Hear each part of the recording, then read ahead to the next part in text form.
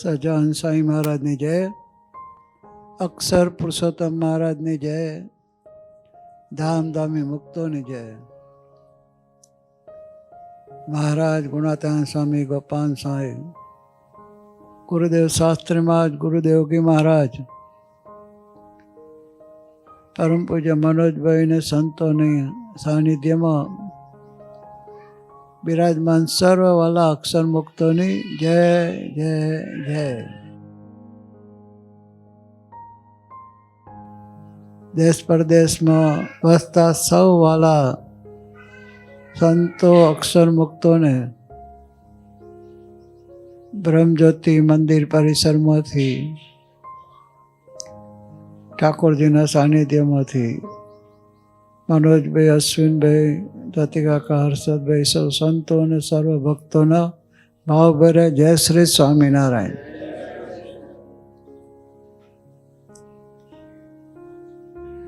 સ્વામિનારાયણ ભગવાનના બ્રહ્માંડમાં ગુરુ ગુણાતીતને સાથે લઈને પધાર્યા. આપણા પર અપરંપાર કૃપા કરી એવા ગુણાતીત સાધુ થકી પ્રગટ રહ્યા, એ વિશેષ કૃપા કરી. એની સાથે આપણને જોડ્યા, એ સમાજમાં આપણને જીવતા કર્યા. એ તો એનાથી અદ્ભુત કૃપા કરી. ભગવાનની કૃપામાં આપણે આવી ગયા. એ જો સાચો મહાત્મ્ય સમજાય તો આપણા હૈયામાં એક અનેરો આનંદ, ઉત્સાહ, ઉમંગ પ્રગટેલો જ રહે. અને મહાત્મ્ય સમજવા જ વારંવાર સ્વામિનારાયણ ભગવાન કે અમે સમય ઉત્સવનું આયોજન કરીએ છીએ. આપણા સૌની હવે એક જ માગણી હોવી જોઈએ, ભગવાન મળ્યા, સાધુ મળ્યા, ભગવાનને સાધુ સાથે જોડાયેલા એવા સર્વ અક્ષર મુક્તોના સાનિધ્યમાં રહીને જીવન જીવવાનું સદભાગ્ય પ્રાપ્ત થયું. તો ભગવાન આટલી અપરંપાર કૃપા કરી તો એમની પાસે માગણી એક જ કરવાની હોય કે બસ આપ રાજી થાવ એવું અમારું જીવન બનાવો. યોગીજી મહારાજ કહેતા કે માગતા એક વણિકને આવડ્યું, વાણિયાને. એક વાણિયા હતા, મોટી ઉંમર થઈ ગયેલી, બહુ ચાલી નતા શકતા, પગ એ હતા, આંખે બહુ જોઈ ન શકતા, સાંભળી નતા શકતા. ઉંમરનો બધો અસર શરીર પર થાય જ. એવી સમૃદ્ધિ નહોતું, એટલું મોટું મકાન નહોતું. એમને દીકરો હતો, પણ દીકરાને ઘરે દીકરો નહોતો. ભગવાનની સાધના કરી, ભગવાન રાજી થઈ ગયા. તો ભગવાન પ્રગટ થઈને કહ્યું કે માગ માગ, માગે તે આપું, પણ એક વરદાન માગવાનું, બસ, વધારે નહીં. હવે પૈસા માગે તો શરીરની તબિયત એવી રહે, તબિયતનું માગે તો દીકરાને ઘેર દીકરો નહીં. એક વરદાનમાં બધું આવી જાય એવું માગવાનું. વાણિક હોશિયાર હતા. એમને ભગવાનને કહ્યું કે હે પ્રભુ, આપ રાજી થયા હોય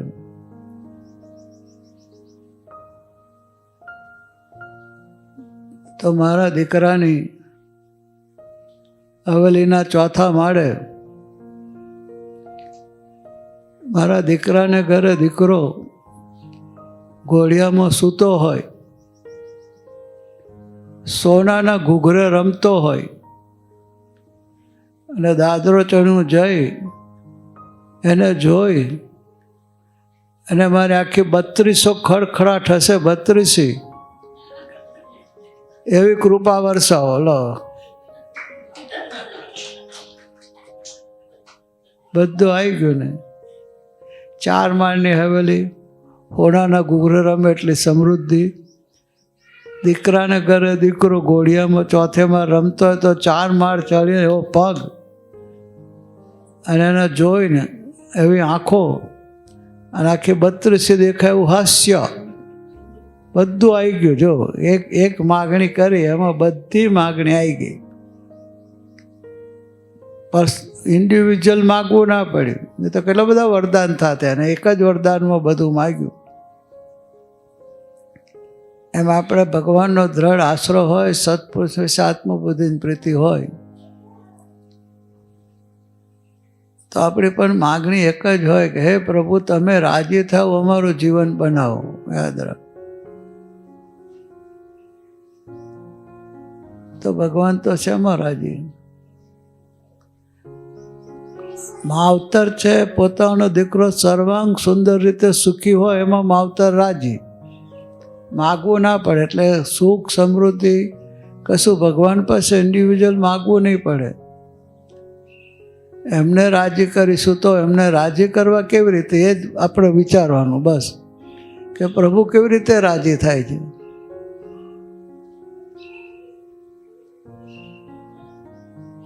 તો ભગવાન હમણાં મનોજભાઈ વતનાથ બતાવ્યું, વડતાલ 2 વતનાથમાં ગામ ભુવાના પટેલ કાંચીદાસજીએ 2 હાથ જોડીને પૂછ્યું છે, હે મહારાજ, ભગવાન સે પ્રકારે રાજી થાય છે, ભગવાન રાજી કેવી રીતે થાય છે?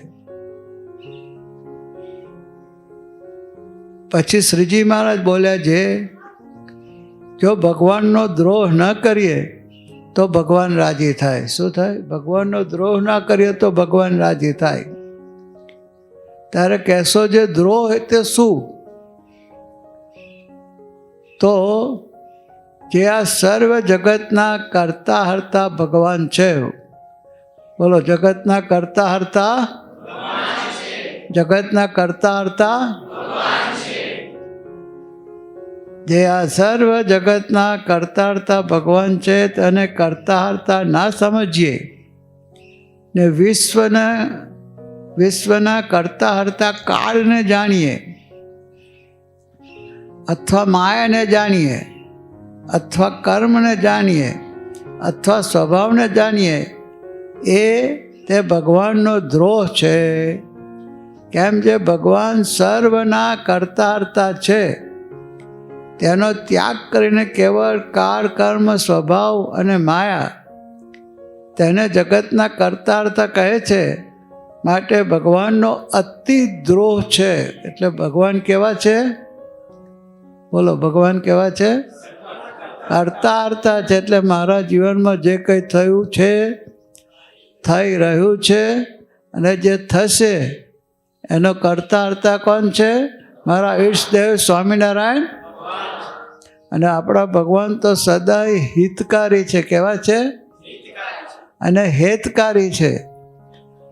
એમના આવા નિષ્ઠાવાળા ભક્તો વિશે એમના અપરંપાર હેત છે.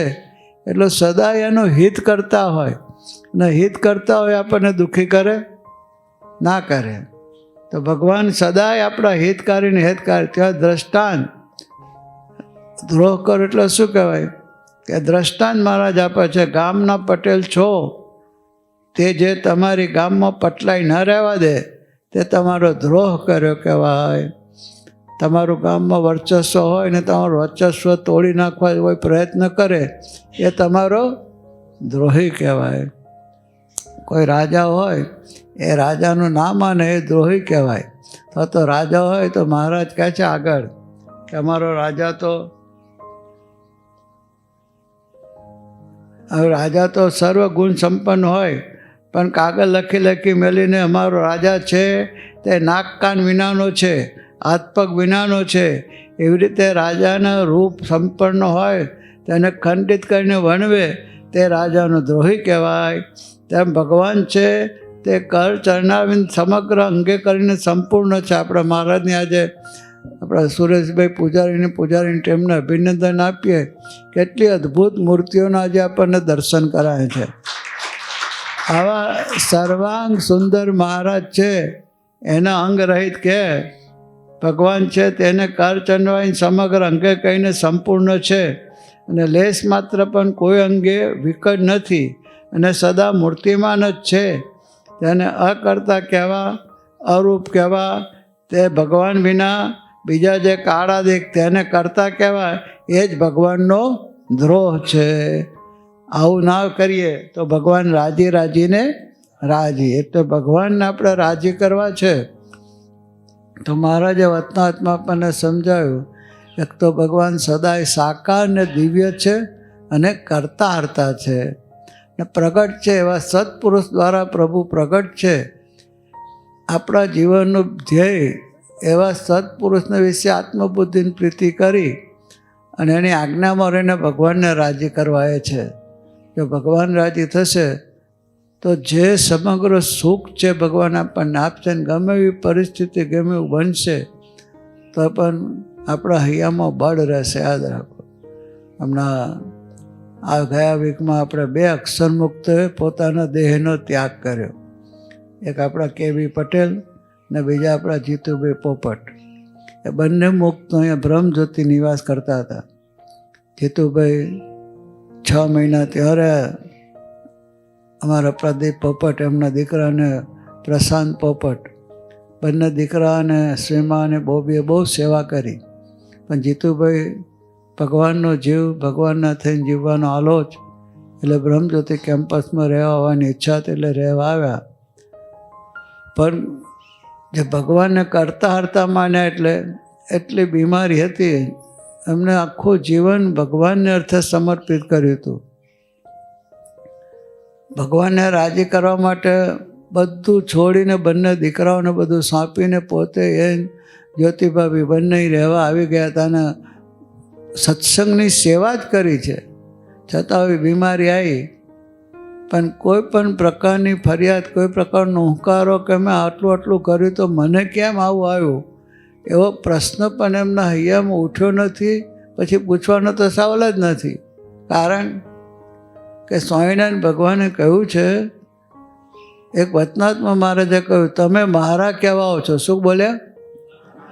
તમે મારા કહેવાઓ છો તો તમારામાં લેશ માત્ર કસર રહેવા દઈશ નહીં. જો વિચાર કરો, કોઈ ભગવાન પાસે માગ્યું નથી કે અમારી કસર તમે ટાળજો, પણ ભગવાન પોતે બોલે છે વચનામૃતમાં કે તમે મારા કહેવાઓ છો તો તમારામાં લેશ માત્ર કસર રહેવા દઈશ નહીં. ઇન કેસ તમારું આયુષ્ય થઈ રહેવા આવ્યું હશે તો છેલ્લે બીમારી પાડી નહીં, તમારી કસર ટાળી દઈશ. લો, આવું કયું મહારાજે, તમે વિચાર કરો. તો જીતુભાઈ પોતે એમ સમજતા કે મારી કોઈ પણ કસર હશે, આ બીમારી દરમિયાન પ્રભુ ઓગાળીને મને એમના ધામમાં લઈ જશે. એટલે બીમારીમાં એમને પરમ શાંતિ હતી. આ ભગવાનને કરતા હરતા મને કહે, એ અક્ષર મુક્તોનું લક્ષણ છે. આવા જીવંત અક્ષર મુક્તો આપણી સાનિધ્યમાં આપણને આ સાધના કરવાનું મળ્યું. કેટલું મોટું કે બી તમે જુઓ, આ એક અક્ષર મુક્તનું તમે જીવન જુઓ કે મહારાજ જે કરે છે અમારા આત્માના રૂડા માટે કરે છે. એ હાથે બેહાડે, કહ્યું પ્રથમ 27માં, હાથે બેહાડે, ગધેડે બેહાડે, એમને સમવર્ત છે. એવા તો હરિભક્તોને બનાવી દીધા મહારાજ. એમને તો ક્યાં વાત કરવી રહી. હાજર રાખે, બીમાર રાખે, એમને સમવર્ત છે. લો વિચાર કરો તમે, ભયંકર બીમારી, ભયંકર દુખાવો શરીરમાં, અનબેરેબલ બધું થાય, એ થાય, બૂમ પાડે, પણ ભગવાન એમ ના કહે પ્રભુ બસ આ 6 અબજની વસ્તીમાં હું જ તમને મળ્યો ભલા માણસ, એવું કોઈદાર બોલ્યા નથી. કેવી કોઈ ફરિયાદ નખે કે આ થોડું ઓછું તો રાખો, આટલી ભક્તિ કરી તો એનું થોડું પુણ્ય તો મારા માટે આપો તમે. કોઈ નહીં, મહારાજ તમે કરો એ અમારા રૂડા માટે છે. અને એવું હૈયામાં જ્યારે ભગવાનનું કરતાર્થપણું મનાયેલું જાય ત્યારે હૈયામાં પરમ શાંતિ, પરમ સંતોષ ને પરમ આનંદ પ્રગટતો હોય છે. અને એવું એમના હૃદયમાં આપણે જોયું. અહીંયા જે જીતુભાઈને મળવા ગયા એ સૌએ જોયું કે એમના મુખારવિંદ પર જે પરમ સૌમ્યતા, પરમ આનંદ, પરમ તેજ એ પ્રભુની નિષ્ઠાનો, પ્રભુને માન્યાનો, કરતા માન્યાનો અને પ્રભુના થઈને જીવન સમર્પિત કર્યાનો પરમ સંતોષ હૈયામાં હતો. આ મહારાજ કે એમને રાજી કરવાનું આ પરિણામ છે. અને એ છોકરી બંને પ્રશાંત ને પ્રદીપે બંને દીકરાઓ માતા પિતાને ભગવાનની સેવામાં ગાયા, ખુશી વ્યક્ત કરીને એમનું બધું જતન કર્યું. તો બંને દીકરાઓને એમને ઘરે આવેલા બે બોબીને સ્વીમા અને એમના દીકરાઓ તમે જુઓ તો ધ્રુવ ને એ બધા રુચિલ ને બધા એ પણ કેવા સરસ છે. તો આ આખું પરિણામ તમે જુઓ તો એક ભગવાનને કરતા માણીને આ આખું જે અક્ષર પુરુષોત્તમને શુદ્ધ ઉપાસનાનું જે કાર્ય છે, શાસ્ત્રીમાં યોગી મહારાજની આપણે જવો છે અહીંયા, એમને સોનાની મૂર્તિઓના સાનિધ્યમાં આપણે બેઠા છે. મહારાજ ગુણાતીત ગોપાલ સ્વામી શાસ્ત્રી યોગી મહારાજના કે એમને આપણા માટે કેવું અદ્ભુત પ્રગટાય. આના દેહે રહીને અક્ષરધામનો સુખ શાંતિ આનંદ ગમે તે થાય પણ આનંદ ઓછો ના થાય, ગમે તે થાય શાંતિ ખોરવાઈને ડિસ્ટર્બન્સ આવે જ નહીં. એવું અદ્ભુત જીવન જીવતા આપણને કર્યા થોડા વર્ષોમાં. એ ગુરુદેવ શાસ્ત્રીમાં ગુરુ યોગી મહારાજે આજે મધ મંદિરે ધામધામીને મુક્તની ઉપાસ્ય મૂર્તિઓ પધરાઈ છે. એની સાચી સમજ આપીને આપણા જીવનમાં પ્રગટાયું છે. તો આપણા જીવનનું એ જ રાખવું કે શાસ્ત્રમાં અને ગુરુદેવ યોગી મહારાજે જે અક્ષર પુરુષોત્તમની શુદ્ધ ઉપાસના પર વળતાઈ છે એ ઉપાસનાનો ગોકીરો થાય, એ ઉપાસનાના માર્ગે ચાલીએ ને આ પ્રભુ આપ રાજી થાવ એવું આ ઉપાસનામય આપણું જીવન બને. અને એના માટે સાધનો સુરતભાવ એકતા રાખી હળી મળીને ભક્તિ કરીએ. આ ખોરવના જો સુરતભાવ એકતા પ્રભુને અપાવે પ્રસન્નતા. મનોજભાઈને શાંતિભાઈ આપણને અદ્ભુત મંગલસૂત્ર બ્રહ્મસૂત્ર આપ્યા છે. બોલો સુરતભાવ એકતા, સુહૃદભાવ એકતા, પ્રભુની અપાવે પ્રસન્નતા, સુહૃદભાવ એકતા, યોગીજીની અપાવે પ્રસન્નતા. બસ સુરભાવ એકતા કોઈ પણ સંજોગોમાં પકડી રાખીએ, સઘળા કાર્ય હળી મળીને કરીએ. અને ભગવાનના ભક્ત સમય ઉત્સવમાં બધા ભક્તો આવ્યા છે. એક સામાન્ય ભક્ત નથી. એમ આ એક અક્ષરમુક્તો એક બ્રહ્માંડ લઈને આવ્યા છે. કેટલા મોટા છે. 10 લાખ માણસનું રિપ્રેઝન્ટેશન કરતો પાર્લામેન્ટ મેમ્બર જોઈને આવે તો આપણે એનું કેવું સ્વાગત કરીએ, એવું કરીએ. એને બેસાડીએ, એનું સામું જોઈએ, એને કેવા કપડાં પહેર્યા છે, કેવા વાળ છે, દાઢી કરી છે કે નહીં કરી જોઈએ. આપણે ઓહો પાર્લામેન્ટના મેમ્બર આવ્યા, સંસદ સભ્ય, 10 લાખ માણસો ચૂંટ્યો. માણસ એટલો મોટો છે, કેટલો મોટો, એટલે એના દોષ દેખાય નહીં. 10 લાખ માણસનું રિપ્રેઝન્ટેશન કરે છે માણસ, કેટલો મોટો માણસ, એટલે બીજું કશું જુએ નહીં. એમ આ એક અક્ષર મુક્ત એક બ્રહ્માંડ કરતો મોટા છે તો દેખાય, દોષ દેખાય ના દેખાય. એવા બધા અક્ષર મુક્તો ભેગા થવાના છે.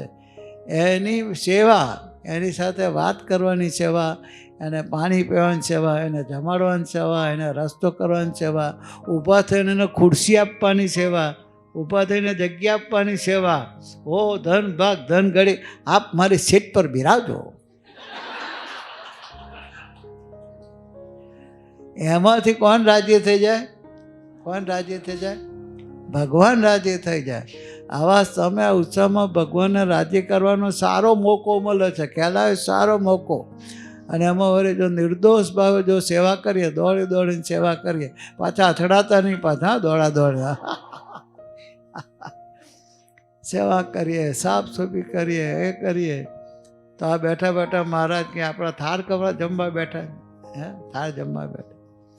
હું તમે કેવા ભાવથી આ કેમ્પસમાં આવીને સેવા કરીએ છીએ, કેવા ભાવથી ભક્તોને મળીએ છીએ, કેવા ભાવથી ભક્તોના દર્શન કરે છે, કેવા ભાવથી ભક્તોના ગુણગાનને મહિમા સાંભળીએ છીએ, ગાઈએ છીએ. એ બેઠા બેઠા એના ઉપર રાજીપો બતાવે એટલે અંદર રહેલું આપણું સાફ સૂફ કરતા જાય. શું કરતા જાય? સફાઈ કરવાનો આવા ઓકેઝન પર બહુ મોટો મોકો મળ્યો છે આપણને, યાદ રાખો. આ દિવાળી પર આવે એટલે મહેમાન ઘર આવે એટલે સફાઈ કાઢો ને એટલે બધું સાફ થઈ જાય, આખું ઘર સાફ થઈ જાય. એ બધું એમ આવા સમય આ ઉત્સવમાં તમારો સફાઈ કાઢો. હા, કઈ સફાઈ? મંદિરની તો ચાલુ જ છે, પણ અંદરની સફાઈ જો આવા નિર્દોષ ભાવે સેવા ભક્તિ ગુણગાન મહિમા ગાવાનું કર્યા કરીએ. અહીંને બધા કેન્દ્રોમાં જ્યાં જ્યાં આપણા મંદિરો છે, જ્યાં જ્યાં અહીંની બધે વડતાલ હોય, બોચાસન હોય, બધે ગમે તે સંસ્થામાં તમે જાઓ કે ઇનવન ઘરે આપણું મંદિર બનાવ્યું, સેવા કરો તો ભગવાનનો રાજીપો છે. ભગવાનનો રાજીપો જો યાદ રાખો, ભગવાન રાજી થયો. જગતનો જે સુખ, જે મંદિરો આંટાફેરા કરીને ભગવાનને રાજી કરીને માગણી કરીએ છીએ કે પૈસા આપો, નોકરી આપો, છોકરો પહેરાવી દો, છોકરો પાસ થઈ જાય, છોકરી પહેરાવી દો, પરદેશ જવું છે એડમિશન અપાવી દો, સ્કોલરશીપ અપાવી દો. આ બધી માગણી કરવી જ નહીં પડે. યાદ રાખો, ભગવાન રાજી થશે તો ભગવાનને ખબર છે આપણે શેની જરૂરિયાત છે. અંતર્યામી સર્વજ્ઞ પુરુષ છે, તો આપણે કોઈ મૂંઝવણ રહેવા દેશે નહીં. આપણું બધું સાનુકૂળ થઈ જશે, એ રાજી થશે તો. ઇવન તમને નહીં ખબર હોય એવી તમારી માગણીઓ ભગવાન પૂરી કરશે, ભગવાન રાજી થશે તો. તો ભગવાનને રાજી કરવાનો આલોચ રાખીએ ને ભગવાનને રાજી કરવાનો આલોચ એટલે અક્ષર પુરુષોત્તમની ઉપાસનાની જે મનોજભાઈ સમજૂતી આપી છે એને ખૂબ સરસ રીતે સમજીએ. એવા સત ઈષ્ટદેવ સ્વામિનારાયણ ભગવાનના આશ્રય દ્રઢ રહીએ. કંઈ પણ થાય તો સ્વામિનારાયણ સ્વામિનારાયણ સ્વામિનારાયણ સ્વામિનારાયણ સ્વામિનારાયણ સ્વામિનારાયણ બસ એમ જ જટ્યા કર્યો. કુંડલનો અમરા પ્રગટ દરબાર, કુંડળ છે સારંગપુર જતા, કુંડળ દરબાર હતા. એમને સ્વામિનારાયણ સ્વામિનારાયણ સ્વામિનારાયણ રાત્રે 2 વાગે ઊંઘમાંથી ઉઠી ગયા એટલે પછી માળા લઈને બે સ્વામિનારાયણ સ્વામિનારાયણ સ્વામિનારાયણ. 5-7 કિલોમીટર પર સારંગપુર સ્વામિનારાયણ ભગવાન પોતે બિરાજમાન હતા. સેવકને કહ્યું ચાલો, એટલે સેવકો પણ એવા તત્પર ક્યાં જો કે અમને તરત ઘોડાઓ તૈયાર કર્યા અને ઘોડા લઈને મહારાજ કુંડળ આવ્યા. દરબારનો ડેલો ખખડાયો એટલે દરબાર તો ધૂન જ કરતા હતા એટલે ખોલ્યો. દરબાર આશ્ચર્ય પડે કે મહારાજ આપ રાત્રે 2 વાગે આપ ક્યાંથી બધા? તા કે તું મને બોલાવું છું લે? એ તો બોલાયો મને. તા કે ના મહારાજ, મેં વળી તમને ક્યાં બોલાવે છે? તા કે મંડાણું છું ને સ્વામિનારાયણ સ્વામિનારાયણ કરું છું ને. તા કે છે પ્રભુ મને સ્વામિનારાયણ સ્વામિનારાયણ સ્વામિનારાયણ બોલવાની ટેવ પડી ગઈ છે. તા કે જે અમને સંભાળે એની પાસે દોડી જવાની અમને ટેવ પડી ગઈ છે. જે સ્વામિનારાયણ સ્વામિનારાયણ પણ આપણે સ્વામિનારાયણ સ્વામિનારાયણ કરતા નથી. જો ભગવાનને અંબાર્યા કરીએ, કંઈ પણ એને ડેમ પ્રોબ્લેમ હોય તો સ્વામિનારાયણ સ્વામિનારાયણ સ્વામિનારાયણ સ્વામિનારાયણ સ્વામિનારાયણ. ધીરજ રાખો. શું રાખો? આ યોગી બાપા કહેતા કુકરમાં ભાત મૂક્યો હોય અને 2 મિનિટે જોઈએ કે ભાત થઈ ગયો. ભાત થયો તો 15 મિનિટમાં થયો ને તો અડધો કલાક થાય. પણ મેં તો વિસલ વાગ છે એટલે થઈ ગયો. એમ ધૂન કર્યા કરો ધીરજ રાખીને, એના મેં તે કામ 100% થઈ જશે. આમ તમે ધીરજ કેટલી રાખો છો? કોઈક દર્દ થયું હોય, ડૉક્ટર પાસે જાઓ, ડૉક્ટર ઇન્જેક્શન ઠોકી દે, હે ડૉક્ટર કેટલી મિનિટ પછી દુખાવો મળશે? કોઈ ડૉક્ટરને પ્રશ્ન કરો જ તમે? હા, બસ ડૉક્ટર ઇન્જેક્શન આપ્યું એટલે મટી જશે. એમ ધૂન કર્યું એટલે કામ. એવી પરમ શ્રદ્ધાથી તો ધૂન કરશો તો કામ જલ્દી થશે. શું થશે? જલ્દી. ધીરજ રાખીને ધૂન કરવાની ટેવ પાડીએ. વસ્તુ એક જ કાળજી રાખીએ. કોઈ પણ અત્યારે તો સમાજ એટલો સરસ થઈ ગયો છતાં પણ વિચારમાં અમહિમા ભાવફેર થતી જતો હોય તો જાગ્રતતાથી ધૂન કરીને વોશઆઉટ કરીએ. બોલીએ તો નહીં જ, સાંભળીએ તો નહીં જ. કોઈને અમહિમા ભાવફેર માથાકૂટ ખટપટ નિંદા ચલાવી ના લઈએ, કરીએ નહીં, ચલાવી ના લઈએ. મગજમાં એવો બખડ જંતર ઊભો થતો હોય, ધૂન પ્રાર્થના કરીએ અને અંદરથી એને પણ પગાડીએ. આવી જો જાગ્રતતા રાખીને ભક્તિ કરીશું તો મહારાજ કે હું મારા આશ્રિતોને પરમ સુખ્યા કરવા બ્રહ્માંડમાં પધાર્યા. શું કરવા? સુખ્યા નહીં, પરમ સુખ્યા. સર્વ પ્રકારના સુખ ભગવાન આપણને આપવા માટે આવ્યા છે. તો પ્રભુને અંતરથી રાજી કરી એવું મારું તમારા સૌનું દેશ પરદેશમાં વસતા સર્વવાલા સંતો અક્ષરમુક્તોનું જીવન બને રહે એવી આજના મંગલકારી દિવસની પ્રભુચરણે ગુરુચરણે આપણા સૌની પ્રાર્થનાઓ. જય સ્વામિનારાયણ.